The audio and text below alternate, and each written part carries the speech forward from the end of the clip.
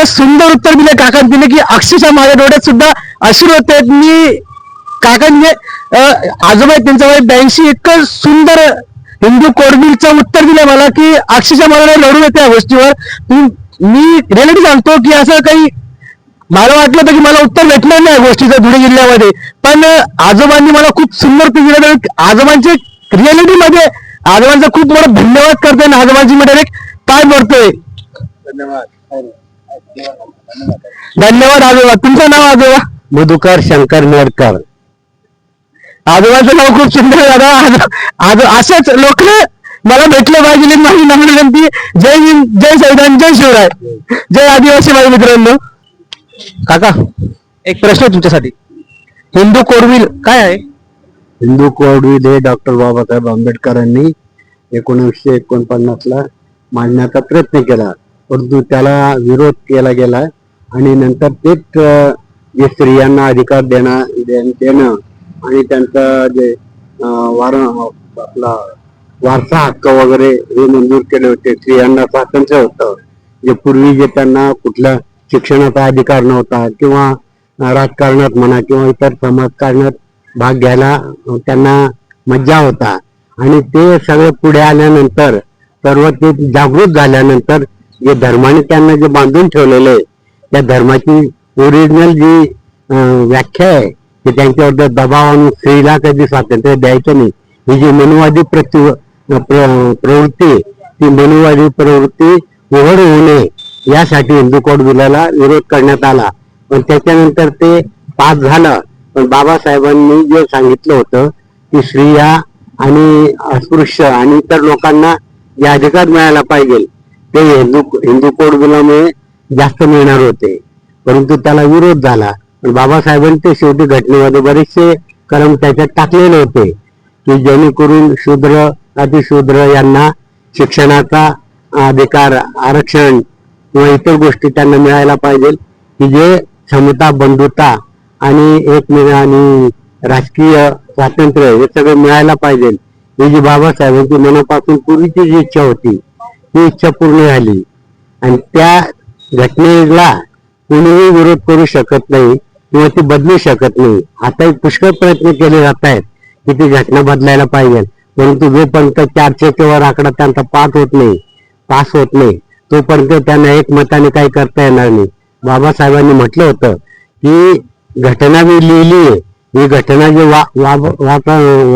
जिच्या जे हे करतील, पालन करतील त्याच्यावर ही घटनेचं महत्व आहे. ती पाहिलं तर ते क्षुल्लक कागद आहे आणि पाहिलं तर ती फार मोठी घटना आहे की ज्याच्यात देशाचं भवितव्य जगाच्या पाठीवर निर्माण होऊ शकतं.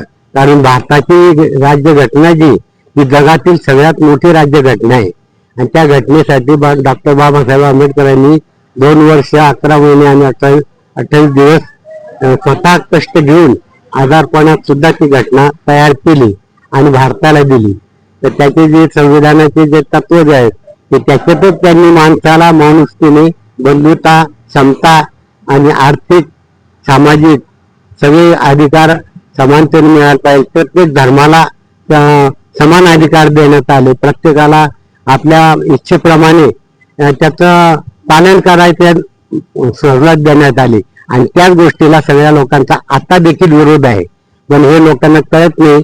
हे हिंदू म्हणून जेवढं सांगतात, पण ऍक्च्युली हिंदू मध्ये फक्त ब्राह्मण आणि क्षत्रिय आणि वैष्णव हे लोक सोडले तर बाकी सगळे शूद्र आहेत. हे शूद्रांना कळत नाही याच्यात आपला फायदा काय आहे. हे कामापुरते सगळे एकत्र केलेलं आहे, पण वेळ आल्यानंतर आता कुठल्याही मंदिराचा पुजारी या 3 लोकांव्यतिरिक्त कोणी होतो का? नाही होत. म्हणजे तो अधिकार नाहीये. हे सगळं हिंदू करून त्यांनी फक्त पायी वाऱ्या करा, हे मोर्चे काढा, झेंडे घ्या, हे याच्यामध्ये 3 खालचे जे समाज आहे त्यात त्यांना दाबून ठेवलेलं आहे आणि बाकीचे सगळे त्यांची मुलं फॉरेनला आहेत, कोणी बॅरिस्टर आहे, कोणी काय आहे. एक मिनिट झूम करा एखादा चेहरा जवळ आहे, वापस बघा प्रश्न. तर जे लोक आता सगळ्यांना आपल्याला ते हिंदू म्हणून कुठले मोर्चे काढा, हे काढा, झेंडे घेऊन चला, याच्यात सगळे शूद्र लोक आहेत.